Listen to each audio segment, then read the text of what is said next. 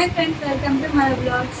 Last video work from home చాలా బాగా hit అయినట్టు అనిపించింది. అంటే ప్రీవియస్ వీడియో కంటే దీనికి మాత్రం చాలా ఎక్కువ వ్యూస్ వచ్చాయి. సో నాకు అర్థమైంది ఏంటంటే వర్క్ ఫ్రమ్ హోమ్ అనేది స్కామ్ ఎంత పెద్దగా మనుషుల పైన ఎఫెక్ట్ పడుతుందో. సో ఈ ఒక్క వీడియో మీరు చూడకుండా మీరు స్కిప్ చేసినట్టయితే కొన్ని ల్యాక్స్ ఆఫ్ అమౌంట్ అయితే మీరు లాస్ అవుతారు.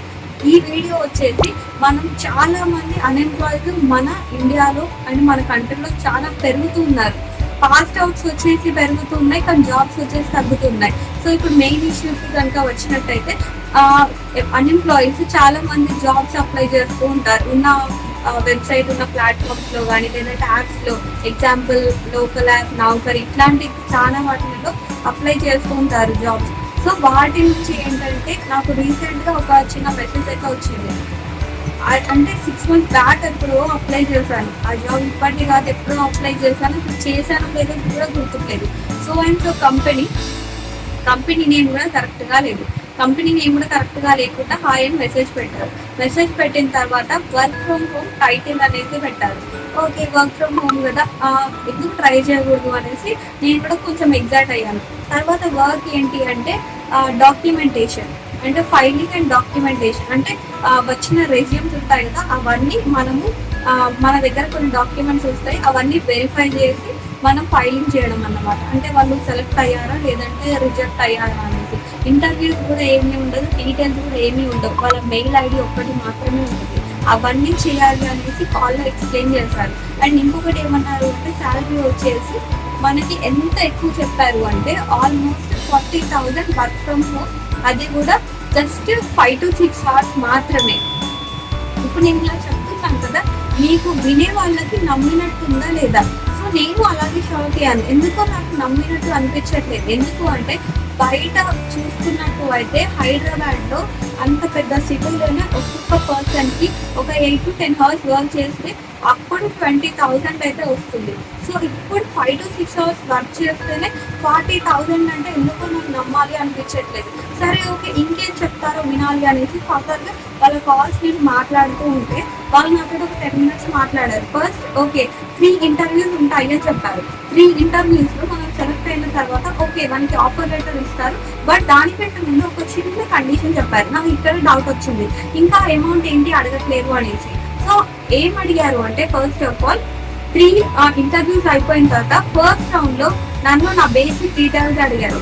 సెకండ్ రౌండ్ లో బేసిక్ డీటెయిల్స్ అండ్ నా కమ్యూనికేషన్ స్కిల్స్ టెస్ట్ చేశారు. సో అంటే బేసిక్ ఇంటర్వ్యూ అండ్ హెచ్ఆర్ లెవెల్లో బాగా మేనేజ్ చేశారు.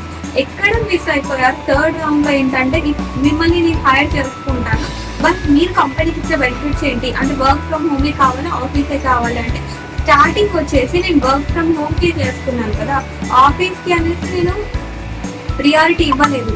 సో ఇక్కడ వాళ్ళు చేసిన మిస్టేక్. జనరల్ గా అందరు ఏమడుగుతారు అంటే వర్క్ ఫ్రమ్ హోమ్ పెట్టినా కూడా మీరు ఆఫీస్ కి రీలొకేట్ అవుతాను అంటేనే సెలెక్ట్ చేసుకుంటాను అనేసి రెగ్యులర్ కంపెనీస్ అని చెప్తూ వస్తూ ఉన్నాయి. ఎందుకంటే 6 months మాత్రమే మీకు వర్క్ ఫ్రమ్ హోమ్ ఇస్తాం, లేదు అంటే 1 year వర్క్ ఫ్రమ్ హోమ్ ఇస్తాం అని ఇంటర్వ్యూ టైంలోనే చెప్తారు. వాళ్ళు ఏం చేశారు అంటే పేరుకి వర్క్ ఫ్రమ్ హోమ్ అని పెట్టేసి నేను ఆఫీస్ కి రాను అనేసి అన్నా కూడా వాళ్ళు నన్ను అక్కడ రిజెక్ట్ చేయలేదు. జనరల్ గా అయితే కంపెనీస్ రిజెక్ట్ చేసేస్తాయి. అక్కడ ఫస్ట్ లాజిక్ నాకు అనిపించింది. అంటే శాలరీ విషయం అంత హైక్ అయితే ఎవ్వరు ఇవ్వరు. నాకు తెలిసినంత వరకు సాఫ్ట్వేర్ బ్యాక్గ్రౌండ్ లో ఇస్తారేమో మేబీ. దానికి కూడా మినిమం 2 to 3 years ఎక్స్పీరియన్స్ ఉండాలి, లేదంటే 5 years ఆఫ్ ఎక్స్పీరియన్స్ ఉండాలి. వర్క్ ఫ్రమ్ హోమ్ అంత శాలరీ ఇవ్వాలి అంటే డొమైన్ మీద చేస్తే తప్ప అంత శాలరీ అయితే వాళ్ళు ఇవ్వరు. సో థర్డ్ థింగ్ ఏంటంటే మీరు ఇంటర్వ్యూ అనేది ఓకే అయిన తర్వాత మీరు ఒక 500 అమౌంట్ పే చేయాల్సి ఉంటుంది. 500 అంటే ఎందుకు అనేది అడిగాను. ఇప్పుడు 40,000 ఇస్తున్నప్పుడు ఒక్కొక్క క్యాండిడేట్ మీద 500 ఎందుకు అడుగుతున్నారు? జస్ట్ చిన్న లాజిక్. అసలు అక్కడ 40,000 ఇవ్వడమే కాదు, ఇవన్నీ ఇంటర్వ్యూస్ అనేది కూడా ఫేక్ థింగ్. ఎందుకు అంటే జనరల్ గా హెచ్ఆర్ రౌండ్స్ ఇంటర్వ్యూస్ అనేది తెలుగులో జరగవు, బేసిక్ గా ఇంగ్లీష్ లోనే జరుగుతాయి. సో నన్ను తీసుకుంది ఇంటర్వ్యూ వచ్చేసి మొత్తం తెలుగులోనే తీసుకున్నారు. అండ్ వాళ్ళకి బేసిక్ ఇంగ్లీష్ కూడా వాళ్ళు తెలుగులో తీసుకున్నా కూడా నా ప్రకారంగా నేను ఇంగ్లీష్ లోనే మాట్లాడాను. ఎందుకు అంటే సమ్ హెచ్ఆర్స్ మనల్ని టెస్ట్ చేస్తారు రియల్ ఇంటర్వ్యూస్ లో. మనం తెలుగు మాట్లాడితే వాళ్ళు తెలుగు మాట్లాడతారా, లేదు అంటే వాళ్ళ లాంగ్వేజ్ ని మన దగ్గర ఇంప్రెస్ చేసుకోవడానికి యూజ్ చేస్తారా అనేసి, అంటే వాళ్ళ లాంగ్వేజ్ తోటి వాళ్ళు ఓపెన్ అప్ అవుతారా అవ్వరా అనేసి. సో నేను నా లాంగ్వేజ్ని వాళ్ళని ఇంప్రెస్ చేశాను. అంటే నేను ఏమనుకున్నాను, అది జెన్యూన్ కావచ్చు అనుకున్నాను. 3 ఇంటర్వ్యూస్ అయిపోయిన తర్వాత 500 పే చేయాలి, అది కూడా మీ డాక్యుమెంట్ వెరిఫికేషన్. ఒకవేళ మీరు సెలెక్ట్ కాకపోతే అప్పుడు మీకు రీఫండ్ ఇచ్చేస్తాము అనేసి అన్నారు. ఆ రీఫండ్ ఇచ్చేటంటే శాలరీలో డిడక్ట్ చేసుకోవచ్చు కదా అనేసి ఒక క్వశ్చన్ అడిగాను. అంటే ఇప్పుడు చాలా మంది ఫస్ట్ అంటే వర్క్ చేస్తారు కదా, అది కూడా 1 మంత్ వర్క్ చేయడం గ్యారంటీ ఏంటి అంటే మనం కరెక్ట్గా మన దగ్గర ప్రొసీజర్ అంటే కంపెనీ పరంగా ప్రొసీజర్ రూల్స్ అండ్ రెగ్యులేషన్స్ కరెక్ట్గా ఉంటే వాళ్ళు 1 మంత్ ఎందుకు వర్క్ చేయరు?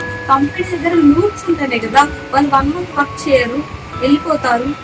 సో అదే క్వశ్చన్ అడిగాను. అంటే అలా కాదండి మా రూల్స్ అండ్ రెగ్యులేషన్స్ అంటే ఓకే ఇఫ్ నాట్ నేను ఒకవేళ ఇంటర్వ్యూ అటెండ్ అయ్యాను, ఓకే ఫైన్, నా టైం వేస్ట్ అయింది. సో ఇప్పుడు నేను అమౌంట్ కట్టకుండా ఇంకేదైనా ప్రొసీజర్ ఉందంటే అలా ఏమీ లేదు, అమౌంట్ అయితే ముందు పేమెంట్ చేయాల్సి ఉంటుంది. అంటే మరి మీరు ఇంత పెద్ద కంపెనీ పెడుతున్నారు, జస్ట్ 500 దగ్గర కంపెనీస్ని అంటే 500 దగ్గర ఈ పెద్ద పెద్ద కంపెనీస్ 500 దగ్గర ఎంప్లాయీస్ని ఎందుకు ట్రస్ట్ చేయట్లేదు అని చెప్పాను. ఇప్పుడు నేను అమౌంట్ పే చేస్తాను, 500 దగ్గర నాకు మ్యాటర్ కాదు. అమౌంట్ పే చేసిన తర్వాత మీరు ఆఫర్ లెటర్ సెండ్ చేయకపోతే గ్యారంటీ ఏంటి అంటే మీరు ఆఫర్ లెటర్ సెండ్ చేస్తామండి అంటే సరే ఓకే నేను ఈ 500 ఎక్కడికి వచ్చి పే చేస్తాను అంటే నేను ఆఫీస్కి వచ్చి పే చేస్తాను అని చెప్పాను. అంటే మనకి ఆఫీస్ ఏం లేదండి, మనకు ఆఫీస్ వచ్చేసి ఫస్ట్ తను తడబడింది ఆఫీస్ ఏం లేదు అనేసి.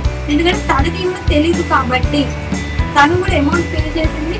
అంటే ఇప్పుడు చాలా మంది అన్ఎంప్లాయీస్ తోటి అమౌంట్ పే చేయించుకోవడమే తన టార్గెట్, అది నాకు అర్థమైంది. అంటే తను హెచ్ఆర్ కాదు, తన ఇంటర్వ్యూ తీసుకుంది, తన నార్మల్ కాల్ తీసుకుంది, ఒకటే పర్సన్ అన్ని ఎలా తీసుకుంటారు? జనరల్ గా అయితే హెచ్ఆర్ రౌండ్స్ లో 3 డిఫరెంట్ కేటగిరీస్ వాళ్ళు ఉంటారు.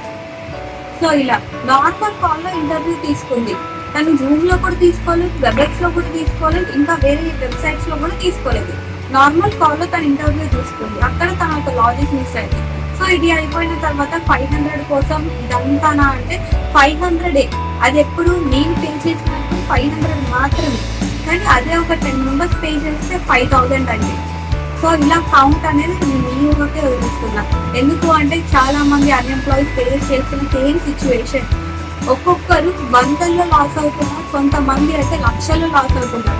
సో ఇది మీ ఫ్రెండ్స్కి మాత్రం ఎవరైనా అన్ఎంప్లాయీస్ ఉంటే, ఎవరైనా జాబ్స్కి ట్రై చేస్తుంటే ఈ వీడియోని మాత్రం మీ friends and family members and మీ గ్రూప్స్లో ఖచ్చితంగా షేర్ చేయండి. ఎందుకు అంటే జాబ్ గురించి ఏమీ తెలియకుండా అందరూ అప్లై చేస్తున్నారు. 200 కదా 300 కదా అంటే ఎన్ని పోతాయి అట్లా? ఒక 10 జాబ్స్ అప్లై చేస్తున్నాం మనమే, అప్పుడు 200-300 వేసుకున్న యావరేజ్గా 2000-3000 వరకు మన అమౌంటే పోతున్నాయి. అప్పుడు ఏమొస్తుంది? జాబ్ మీద రియల్ జాబ్స్ ఒకవేళ అలా వచ్చినా కూడా ఇంట్రెస్ట్ అనేది పోతుంది. లాస్ట్ అండ్ ఫైనల్ ఒక్కటే చెప్తున్నాను, రియల్ జాబ్ అది కూడా వర్క్ ఫ్రమ్ హోమ్ అయినా ఆఫీస్ అని ఏదైనా కూడా జాబ్ నిజమే అయితే మిమ్మల్ని ఎవరు అమౌంట్ అడగరు. కంపెనీసే మీకు రివర్స్లో తిరిగిస్తాయి, అది కూడా శాలరీ పరంగా. మిమ్మల్ని రివర్స్గా అమౌంట్ అడిగారు అంటే అది ఖచ్చితంగా ఫేక్.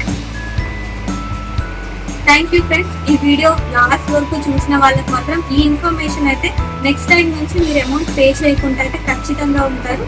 ఓకేనా ఫ్రెండ్స్? చూడడమే కాకుండా ఈ ఇన్ఫర్మేషన్ అందరికీ వెళ్ళాలి అనుకుంటే షేర్ చేయండి. ఇలాంటి మరిన్ని కంటెంట్ కోసం మన ఛానల్ని సబ్స్క్రైబ్ చేసుకోండి. Thank you.